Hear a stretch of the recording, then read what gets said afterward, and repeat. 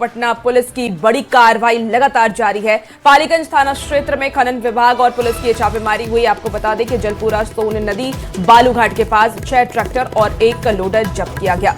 अवैध खनन में इस्तेमाल ये सारे वाहन हो रहे थे और इन वाहनों को जब्त कर लिया गया है।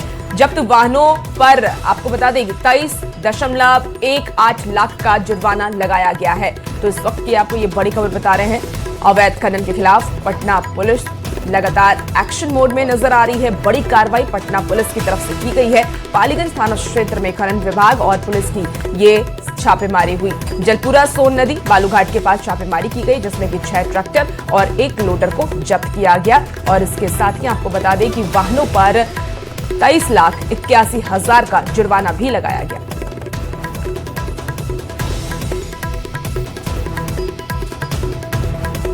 रुक करेंगे बाढ़ की खबर की। बाढ़ से बड़ी खबर मिल रही है। बेखौफ अपराधियों ने यहां पर फायरिंग की है। अपराधियों ने ताबड़तोड़ फायरिंग की। लड़कों के आपसी विवाद में दरअसल फायरिंग का एक मामला सामने आ रहा है और भागते वक्त एक बाइक पीछे छूट गई। लोगों ने बाइक को तोड़ दिया। पुलिस ने बाइक जब्त किया है। हालांकि बाढ़ थाना के बालेपुर का ये मामला बताया जा रहा है। लड़कों के आपसी विवाद का ये मामला, जहां पर फायरिंग हुई और इसके बाद जब लड़के भाग रहे थे तो उनकी बाइक पीछे छूट गई। ये देखिए फायरिंग हुई है। इसके बाद यहां से खोखे बरामद हुए हैं। पुलिस ने बाइक को भी जब्त कर लिया है। बता दें आपको, जो बाइक पीछे रह गई थी उस बाइक को तोड़ दिया गया। हालांकि उसके बाद पुलिस ने बाइक जब्त कर ली है। बाढ़ थाना के बालेपुर का ये मामला बताया जा रहा है। हम जैसे घर पे थे, ठीक है, ये लोग पूरा बंदूक लहराते निकल रहा था, आ रहा था इधर से, पूरा गाली देते हुए मोहल्ले की तरफ जा रहा था। तो मेरा घर रोड पे ही पड़ता है। तो हम निकल के देखे तो हम लोग निकले तो मेरा भाई मेरे को लेने रिसीव करने के लिए इधर आया। तो हम लोग आगे चले आए थे थोड़ा सा, तो सामने से डायरेक्टली एकदम फायर कर दिया डायरेक्टली। अब किसी को लग जाता तो क्या होता, हम लोग कैसे उसको मारे? पहचान हो गया ना? हाँ, पहचान तो हो गया, सबको पहचानते हैं, सबका घर पे लेके जाएंगे। सर फायरिंग वाला वीडियो भी देंगे हम लोग। वीडियो है आपके पास? वीडियो यहाँ पे सबके पास है सर। जो यहाँ पे कैमरा भी है, कैमरे से निकाल के दिया। चलिए बड़ी खबर दरभंगा से है, जहां पुलिस ने दोहरे हत्याकांड का खुलासा किया है। नए साल के जश्न के दौरान के सदर थाना क्षेत्र में 2 दोस्तों की हत्या कर दी गई थी। मामले में पुलिस ने 2 आरोपियों को गिरफ्तार भी कर लिया है, जबकि अन्य के तलाश में फिलहाल पुलिस जुटी हुई है। दरअसल आपको बता दें कि पैसों के बंटवारे को लेकर के ये विवाद हुआ था और विवाद के बाद हत्याकांड को अंजाम दिया गया। मामले में 9 लोगों को आरोपी बनाया गया, जिसमें से 2 गिरफ्तार हो चुके हैं। तो आपको ये बड़ी खबर दरभंगा से बता रहे हैं, जहां पुलिस ने दोहरे हत्याकांड का खुलासा कर दिया है। नए साल के जश्न के दौरान सदर थाना क्षेत्र में 2 दोस्तों की हत्या की गई थी। तो जानकारी सामने आ रही है, पैसों के बंटवारे को लेकर के ये हत्याकांड को अंजाम दिया गया, जिसमें पुलिस ने 2 लोगों को गिरफ्तार कर लिया है। इन्वेस्टिगेशन के क्रम में हम लोगों को एक व्यक्ति, लड़का जो था उसका दोस्त मुन्ना कुमार, उसकी लाश जो है कि तक उसका शरीर जो मिला 3 तारीख को, उसको हम लोगों ने लिया और टेक्निकल और मैनुअल हम लोगों ने जब साक्ष्य कलेक्ट किया तो जो मुख्य अभियुक्त था छोटू कुमार, उसको हम लोगों ने 4 तारीख को नगरिया सराय जंक्शन के आसपास हम लोगों ने अरेस्ट किया। उसको अरेस्टिंग के बाद उससे पूछताछ की गई। पूछताछ में उसने अपने अपराध को स्वीकार किया। खबर लखीसराय से मिल रही है, जहां पर नगर थाना क्षेत्र के संतर मोहल्ले में अंधाधुंध फायरिंग हुई है और इस मामले में 2 नामजद समेत 5 लोगों पर एफआईआर दर्ज की गई है। जख्मी युवक आनंद कुमार के बयान पर प्राथमिकी दर्ज की गई है। बीती रात आनंद कुमार जब लखीसराय स्टेशन जा रहा था, इसी दौरान जान मारने की नीयत से अंधाधुंध फायरिंग हुई। हालांकि आनंद कुमार इसमें बाल बाल बच गया। इस घटना की सूचना पर पहुंची पुलिस ने मौके से 6 खोखे, 1 जिंदा कारतूस बरामद किया है। फिलहाल पुलिस आरोपियों की गिरफ्तारी में जुटी है।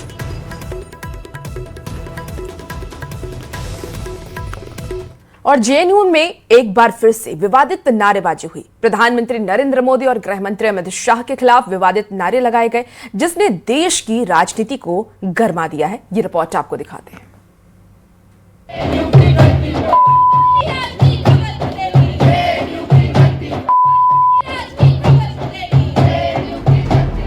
जेएनयू कैंपस एक बार फिर से सुलग गया है। एक बार फिर 2020 की देश विरोधी कांड के 6ठी बरसी पर नारे लगाए गए।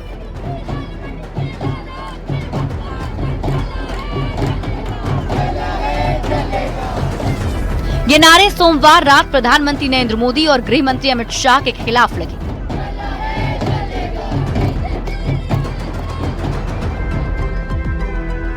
ऐसा तब हुआ जब सुप्रीम कोर्ट ने 2020 के दिल्ली दंगों की साजिश के मामले में उमर खालिद और शर्जिल इमाम की जमानत अर्जी खारिज कर दी। बीजेपी नेता ऐसी नारेबाजी करने वालों को अर्बन नक्सली, भारत विरोधी और बौद्धिक आतंकवादी बता रहे हैं।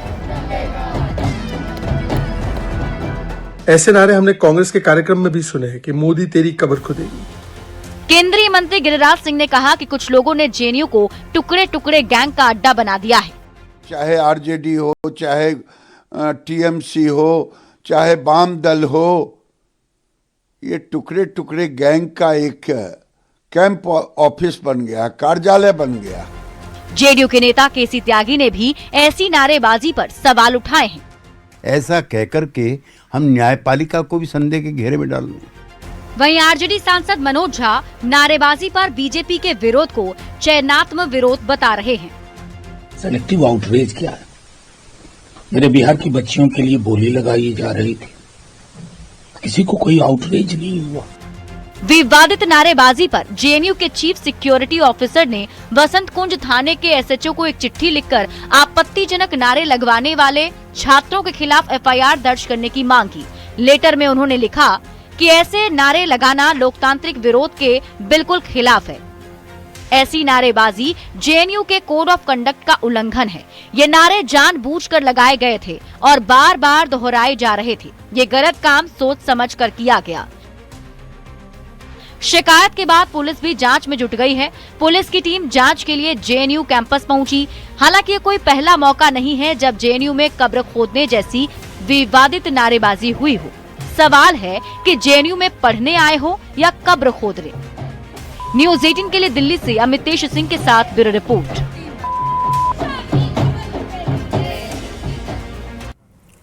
जेएनयू कैंपस में पीएम नरेंद्र मोदी और अमित शाह के खिलाफ विवादित नारे पर सियासत जारी है। बीजेपी सांसद संजय जायसवाल ने नारेबाजी की निंदा की। संजय जायसवाल ने यह कहा कि ये लोग घृणित मानसिकता के हैं, उनके सपने कभी सच नहीं होंगे। देश तोड़ने की साजिश करने वालों का जनता समर्थन नहीं करती है। बहुत ही दुखद है, शर्जिल इमाम के जेल जाने के बाद भी अभी लोग नहीं समझे हैं। जो जिन्ना की मानसिकता वाले लोग हैं, उन सबों के सपने कभी सच नहीं होंगे। टूट देख चुका है। अब भारत की जनता किसी ऐसे तत्व का कभी समर्थन नहीं कर सकती है जो देश तोड़ने की साजिश रचे। देखिए, दिल्ली में आधी रात को तुर्कमान गेट के पास मौजूद फैज़े इलाही मस्जिद के आसपास अवैध निर्माण को पुलिस प्रशासन की तरफ से हटाने का काम देखिए शुरू कर दिया गया है।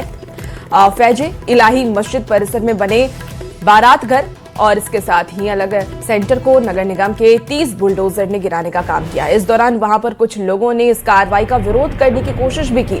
पुलिस ने आंसू गैस के गोले भी छोड़े और वहां पर उन्हें तितर-बितर कर दिया। 3 तस्वीरें भी टीवी स्क्रीन पर इस वक्त आपको दिखा रहे हैं उस वक्त की। फैज़े इलाही मस्जिद के पास बुलडोजर एक्शन के दौरान वहां पर पुलिस और आरएएफ की भारी तैनाती भी की गई। पुलिस ने बैरिकेडिंग कर फैज़े इलाही मस्जिद की तरफ जाने वाले सभी रास्तों को बंद कर दिया और साथ ही दिल्ली पुलिस ड्रोन कैमरे से पूरे इलाके की निगरानी कर रही थी। 22 दिसंबर 2025 को दिल्ली नगर निगम की तरफ से फैज़े इलाही मस्जिद कमेटी को एक नोटिस भी जारी किया गया है, जिसमें मस्जिद परिसर में मौजूद बारात घर और बारात घर को अवैध बताते हुए उसे हटाने के लिए कहा गया। और इस नोटिस के विरोध में मस्जिद कमेटी की तरफ से दिल्ली हाई कोर्ट में एक याचिका भी लगाई गई, लेकिन दिल्ली हाई कोर्ट की तरफ से मस्जिद कमेटी को कोई राहत नहीं मिली है और इसके बाद दिल्ली नगर निगम ने इस कार्रवाई को अंजाम दिया है। ये 4 तस्वीर टीवी स्क्रीन पर आपको दिखा रहे हैं। पहले मलबा हटाया गया, उसके बाद कार्रवाई का विरोध भी वहां पर लोगों ने किया है। हालांकि ड्रोन से निगरानी लगातार की जा रही है, पुलिस फोर्स की तैनाती भी की गई है। तो ये 4 अलग अलग तस्वीरें आपको टीवी स्क्रीन पर दिखा रहे हैं।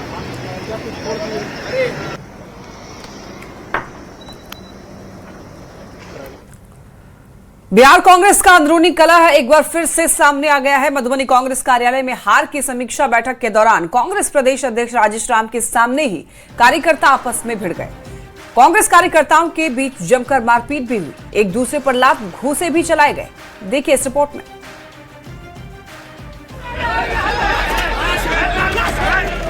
बिहार में कांग्रेस का क्या हाल हो गया है, इन तस्वीरों के जरिए आसानी से समझ सकते हैं। प्रदेश कांग्रेस अध्यक्ष के सामने ही कार्यकर्ता जूतम पैजार कर रहे हैं। मधुबनी कांग्रेस कार्यालय में कार्यकर्ता आपस में भिड़ गए, कुर्सियां फेंकी जा रही है, एक दूसरे पर लात और भूसे जलाए जा रहे हैं। प्रदेश अध्यक्ष राजेश राम के सामने ही लाठी चल रही है।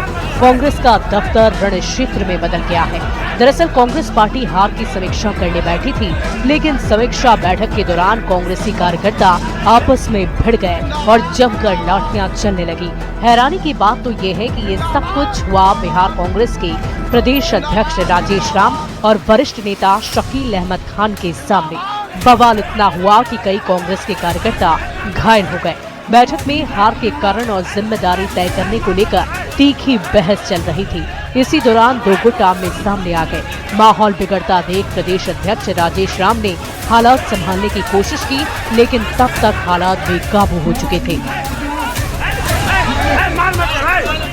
कांग्रेस दफ्तर में हंगामा और बवाल की इन तस्वीरों ने बिहार कांग्रेस में गुटबाजी और अनुशासन पर एक बार फिर सवाल खड़े कर दिए हैं। चुनाव में करारी हार के बाद कांग्रेस पार्टी आत्ममंथन कर रही है, लेकिन कांग्रेस कार्यकर्ताओं के इस जूतम पैजार ने कांग्रेस में आपसी कलह को फिर सामने ला दिया है।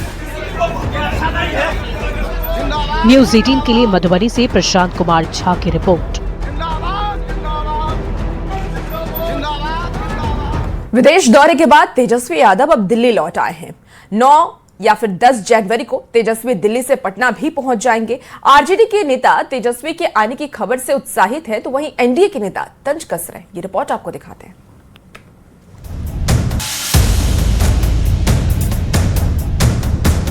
2 दिसंबर की ये तस्वीर बिहार विधानसभा की है। बीजेपी के नेता प्रेम कुमार विधानसभा अध्यक्ष चुने गए।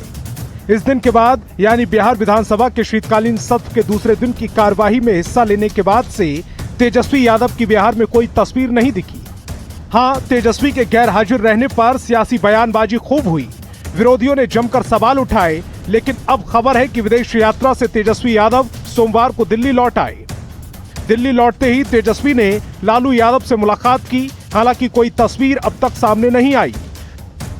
जन सरकारों को यूं ही हम बीच भंवर में नहीं छोड़ सकते, जनता के सवालों को लेकर के जाएंगे। तो बीजेपी के शहनवाज हुसैन तेजस्वी यादव पर तंज कस रहे हैं। अब तो 5 साल तक छुट्टी ही छुट्टी है, खूब घूमे और इस पर किसी को भी आलोचना भी नहीं करना चाहिए, क्योंकि उनके पास करने को कुछ नहीं है। वहीं जेडीयू के नेता केसी त्यागी का कहना है कि अब आरजेडी की राजनीति ढलान की ओर है और आरजेडी मार का जो राजनीति है वो अपने अवसान पर है, जिसमें परिवारवाद शामिल है, जिसमें संकीर्ण जातिवाद शामिल है। बिहार विधानसभा चुनाव में महागठबंधन और आरजेडी को मिली करारी हार के बाद से तेजस्वी यादव बिहार से बाहर है। ऐसे में देखना होगा कि वापस लौटने के बाद तेजस्वी यादव कार्यकर्ताओं में कैसे जोश भर पाते हैं। न्यूज़ 18 के लिए दिल्ली से अमितेश सिंह और पटना से अमित कुमार की रिपोर्ट। तेज प्रताप यादव नई पार्टी बनाने के बाद अब अपना जनाधार बढ़ाने और परिवार के साथ पैदा हुई खटास को पाटने की कोशिश कर रहे हैं। तेज प्रताप मकर संक्रांति पर भोज देने जा रहे हैं और इसके लिए उन्होंने न्योता भेजना भी शुरू कर दिया है। जी हां, तेज प्रताप सीएम नीतीश कुमार के साथ तेजस्वी और लालू प्रसाद को न्योता भेज रहे हैं। तेज प्रताप के भोज के क्या मायने हैं, आइए देखिए इस रिपोर्ट में।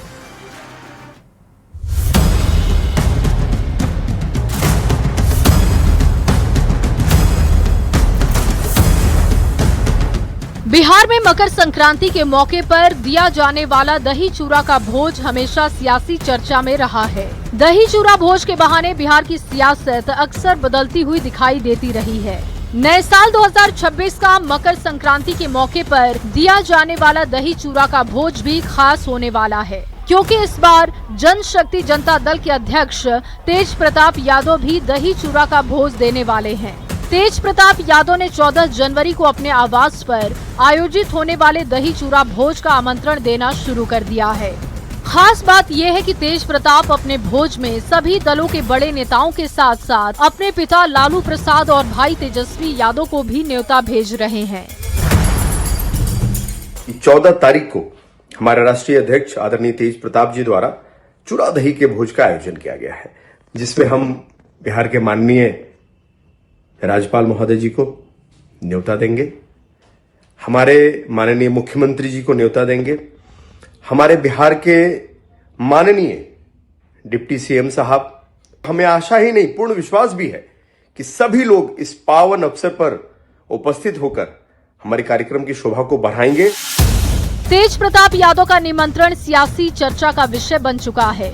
जनशक्ति जनता दल के मुताबिक इस भोज का न्योता राज्यपाल CM Nitish Kumar, deputy CM सम्राट चौधरी, विजय चौधरी के साथी चिराग पासवान, जीतन राम मांझी, उपेंद्र कुशवाहा के साथ साथ लालू प्रसाद और तेजस्वी को भी भेजा जा रहा। माना जा रहा है कि तेज प्रताप का ये कदम परिवार और आरजेडी से नाता टूटने के बाद सबसे बड़ा मास्टर स्ट्रोक है। कांग्रेस ने इस कदम का स्वागत किया है।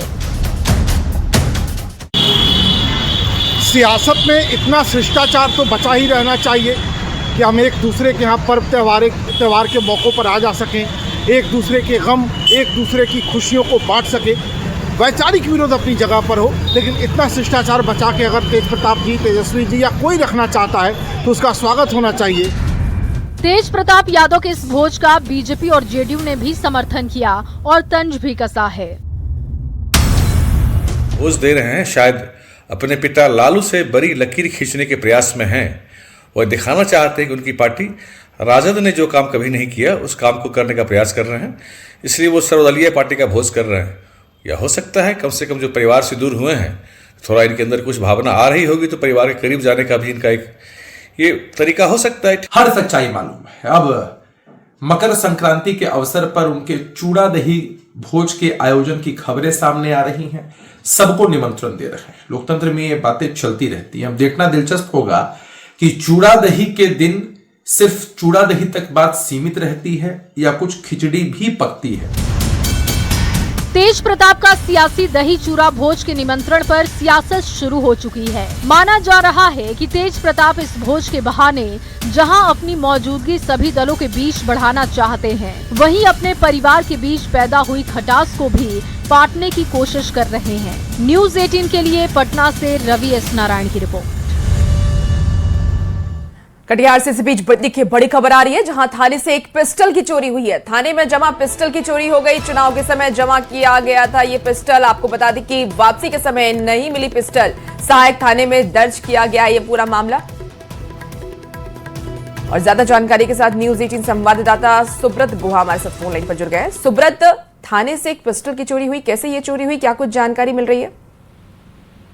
देखिए, यह मामला अपने आप में काफी चौंकाने वाला मामला है। चुनाव के समय हथियार आमतौर पर जो लाइसेंसी हथियार है वो जमा कर दिया जाता है। इसी तरह सहायक थाना क्षेत्र के गौशाला के एक व्यक्ति ने अपना जो लाइसेंसी पिस्टल है वो थाना में बाकायदा जमा करवाया था। और जब अब वो उस लाइसेंसी अपना पिस्टल को लाने गया है और उसी दौरान पहले तो उन्हें काफी घुमाया गया और काफी खोजबीन के बाद उन्हें बताया गया किसी कारण से उनका पिस्टल थाने से ही गायब हो गया। इस पर जब वो बड़े पदाधिकारी को इस बारे में जानकारी दिया, फिर सहायक थाना में इसको लेकर एक मामला दर्ज कर दिया गया है और अब जांच किया जा रहा है। बड़े पदाधिकारी इस मामले को गंभीरता से लेकर जांच में जुटे हुए हैं।